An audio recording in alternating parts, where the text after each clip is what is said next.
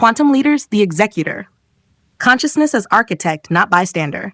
The executor's natural style, precise, structured, and performance-focused, positions them as a builder of tasks, a manager of timelines, a completer of cycles. But through the quantum principle that consciousness is architect, the executor's role is revealed as far more than task manager.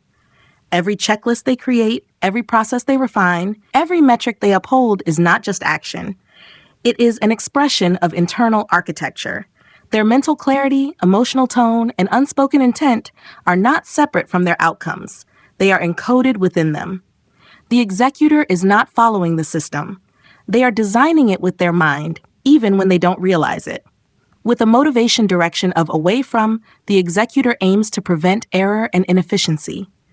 But this focus becomes formative. When they operate from strain or fear, the system they build will feel tight, urgent, or pressured. When they operate from quiet confidence and foresight, the system becomes smooth and calming. Their mindset isn't personal, it's transmitted.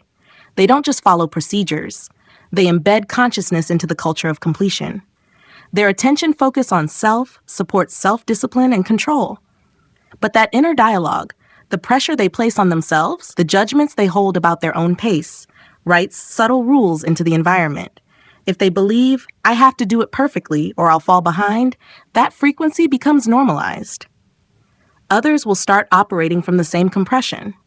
But when they shift to, steady execution builds excellence, they shift the atmosphere.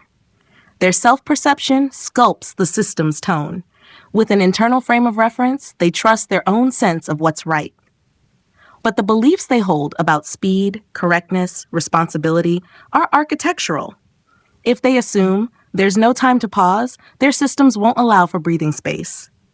If they assume if I don't control it, it falls apart, the system becomes dependent and brittle. The moment they examine those assumptions, they gain authorship over their design. Their beliefs are not just personal truths, they are structural codes. Their procedural operational style lends itself to clean systems. But those systems aren't neutral. They carry energetic signatures. A rigid sequence broadcasts rigidity. A thoughtful, well-paced flow transmits trust. The executor becomes quantum when they realize, every system I design is a statement about how people are allowed to move. When their internal clarity meets intentional design, procedure becomes elegance, not enforcement. Their specific viewpoint focuses on fine detail. But even micro-decisions become architectural elements, a label, a column header, a file naming system. All of these carry a worldview. Is this system designed for clarity or compliance? For empowerment or control? The executor who brings meaning into these small choices begins crafting structures that are not only efficient but felt as intelligent and respectful. With a solo work preference, the executor often creates alone, but solitude does not isolate their influence. Their silent discipline becomes a model. Their way of doing things becomes a reference point. When they understand that how they work becomes part of the collective DNA, they become intentional, not just with output, but with modeling mindset through form. Their dissociated emotional engagement allows for cool-headed delivery, but emotional detachment still encodes itself into what they build. Cold systems often come from over-detached creators. When the executor allows a thread of care, through tone, pacing, or language, they transform dry systems into living containers. They don't need to emote to be warm. Their awareness of how the system feels is what makes it welcoming. As matchers, they replicate proven methods, but what they choose to replicate becomes reinforcement. A spreadsheet copied without questioning its assumptions carries forward its old consciousness.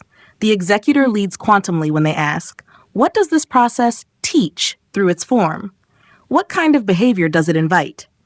When they evolve old systems with fresh intention, they aren't just upgrading tools, they are rewriting operating codes. Their through-time orientation gives them mastery over delivery cycles.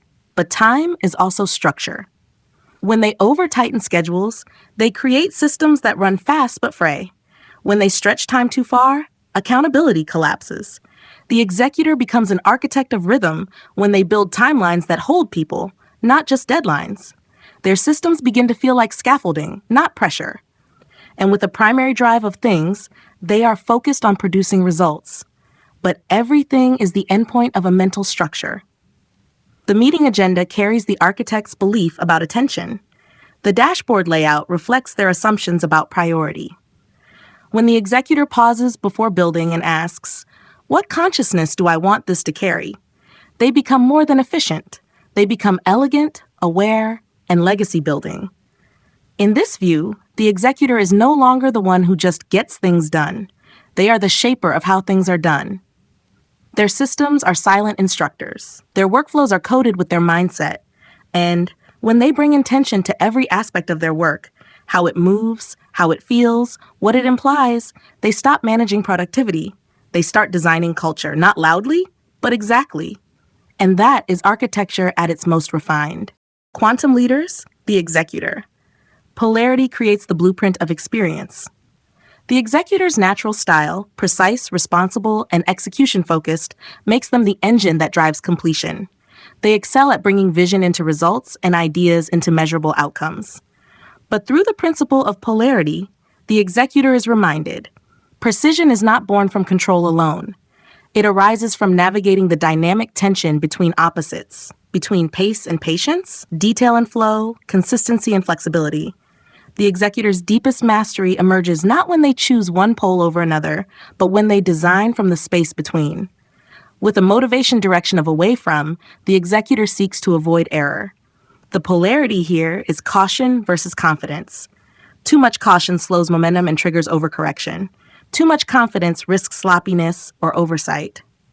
The executor finds their leadership edge when they calibrate the two, acting boldly with awareness, and adjusting systems not out of fear, but out of respect for excellence. Their attention focus on self gives them inner control and drive. The polarity is autonomy versus attunement. Too much internal focus becomes siloed execution. Too much deference to others can dilute standards. The mature executor moves between self-sufficiency and strategic receptivity, owning their domain while integrating input that sharpens precision. This balance fosters both performance and synergy. With an internal frame of reference, they execute based on inner benchmarks. The polarity here is certainty versus openness. Rigid certainty locks them into old formulas. Excessive openness erodes their trust in their own judgment. Executors thrive when they affirm their expertise and invite new insight, letting clarity evolve without collapsing structure. Their procedural operational style creates clarity and repeatability. The polarity is structure versus flow. Too much structure restricts adaptability. Too much flow leads to inconsistency. When the executor designs systems that breathe, firm enough to hold standards, loose enough to evolve, they generate operational elegance. Their process becomes a rhythm, not a cage. Their specific viewpoint anchors quality control. The polarity lives in detail versus direction. Hyperfixation on minutiae can obstruct forward movement. Ignoring detail for speed compromises excellence. The executor refines their craft by shifting fluidly between the task at hand and the broader arc, aligning tiny steps with bigger goals. This integration ensures nothing gets lost in translation. With a solo work preference, the executor excels independently. The polarity here is isolation versus collaboration. Too much solitude can create blind spots. Too much collaboration may feel inefficient. Their growth lies in building relational bridges without sacrificing clarity. Brief check-ins, focused reviews, and thoughtful delegation preserve autonomy while enhancing accuracy. Their dissociated emotional engagement supports neutrality.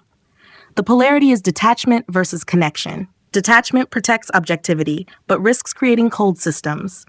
Connection supports intuition and timing, but may cloud clarity if overused. The quantum executor allows just enough emotional resonance to inform tone and pacing, embedding care into structure without losing focus. As matchers, they replicate what works. The polarity is preservation versus reinvention. Sticking too rigidly to precedent can hinder evolution. Constant reinvention wastes energy. The executor leads best when they hold what works and refine what no longer fits. Their leadership becomes a quiet form of innovation, advancing systems through subtle, continuous optimization. Their through-time orientation supports sequencing and delivery. The polarity here is deadline versus readiness. Pushing a system to meet arbitrary deadlines can create burnout or failure. Waiting too long weakens momentum. The executor learns to sense the rhythm of timing. when to press forward, and when to extend the arc. In this balance, they move from project manager to time sculptor. And with a primary drive of things, they are focused on tangible completion. The polarity is output versus process. When focused only on results, process suffers. When stuck in process, outcomes stall. The executor becomes a master builder when they allow the process to inform the result and allow the result to shape future process. They produce not just deliverables, but systems of delivery. In this frame, the executor becomes more than a doer. They become a designer of polarity itself, holding efficiency and patience, firmness and grace, repetition and evolution. They no longer fight the tension between opposites. They engineer with it. Their systems gain nuance. Their actions carry rhythm. Their leadership is not found in sheer output, but in the integrity of how things are done. Precision redefined, not as perfectionism, but as poise and polarity. Quantum leaders, the quantum entanglement, the thread between all things. The executor's natural style, detail-oriented, system-bound, and relentlessly focused on completion, suggests that their power lies in precision. They believe in measurable progress, well-sequenced procedures, and dependable delivery. But through the quantum principle of entanglement, a deeper truth emerges. Their work is never separate. Every checklist, timeline, or decision is part of a wider web, entangled with team energy, client expectations, cultural norms, and emotional tone. The executor's influence is not limited to execution. It extends energetically through the system, shaping how people relate to time, quality, and trust. With a motivation direction of away from, the executor aims to avoid mistakes and delays. But even this avoidance broadcasts signals. If they approach a task with silent urgency, others feel pressured. If they tighten control to prevent chaos, it may generate anxiety downstream. Their leadership expands when they begin to ask, what is my energy encoding into this process? When the executor moves with calm intent, the system reflects steadiness. They don't just prevent collapse, they stabilize the emotional grid. Their attention focus on self fosters self-discipline and consistency. Yet in entangled systems, even internal thoughts radiate outward. If the executor carries a belief like, no one else can meet my standards, others may unconsciously disengage. But when they see themselves as part of a collaborative intelligence and invite others in with respect and clarity, the system syncs. Their internal self-concept becomes a template others start mirroring. With an internal frame of reference, they rely on personal logic and standards, but the field is listening. If they approach a task with frustration, even silently, the process may stall or glitch in odd ways. If they carry respect for the process and its users, the system flows. Consciousness becomes causality. The executor's mental posture, whether constrictive or clear, becomes a design frequency that shows up in team behavior, platform response, and project tone. Their procedural operational style ensures repeatability, but every procedure is a path of influence. How they write a manual, how they outline a step, how they name a file. These aren't just instructions, they are signals. If their process transmits control, others feel boxed in. If it transmits thoughtfulness, others feel supported. The executor leads quantumly when they realize every system is an emotional experience. Precision and tone are entangled. Their specific viewpoint helps them monitor the smallest variables. But every small choice affects larger movement. A single overlooked field on a form can block an entire downstream workflow. A single correction in tone can realign a team dynamic. The executor becomes more than accurate. They become energetically sensitive when they track not just what's wrong, but how it affects the whole field. With a solo work preference, they often build quietly in isolation. But solitude doesn't shield influence. Their unseen effort either opens flow or delays it, depending on its frequency. A silent grind fueled by resentment entangles the system in resistance. A quiet rhythm fueled by integrity transmits calm order. Even when working alone, the executor is co-authoring the system's mood. Their dissociated emotional engagement helps them remain objective. But neutrality is still a signal. A lack of expressed emotion can feel like distance, indifference, or coldness, especially in entangled teams. The executor becomes a quantum communicator when they infuse their neutrality with subtle signals of trust, steadiness, and humanity. The message isn't, I'm unaffected. It's I'm present and anchored. As matchers, they repeat what works. but what worked before is entangled with the energy of its time. Replicating a method without updating the consciousness behind it can stagnate innovation. The executor becomes a system evolver when they ask, is this still resonant? Does this process still reflect our current values, needs, and culture? They don't discard the past, they retune it. Their through-time orientation helps them forecast and manage timelines. But in entangled systems, time is not just linear, it's relational. A deliverable submitted early but with misaligned energy may land flat. A check-in delayed by 1 day, but arriving in resonance can create exponential momentum. Executors shift from managing time to feeling timing. They become synchronizers of readiness, not just schedulers of output. And with a primary drive of things, they are devoted to tangible, measurable results. But everything carries a field. A system that runs smoothly holds coherence. A tool used in tension produces friction. A process executed with dignity feels safe. When the executor becomes conscious of what their outputs transmit, they stop producing for completion and start producing for resonance. Their results feel right, not just finished. In this paradigm, the executor steps beyond the role of implementer. They become a quiet integrator of frequency, someone who doesn't just move projects forward, but aligns the field through every step they take.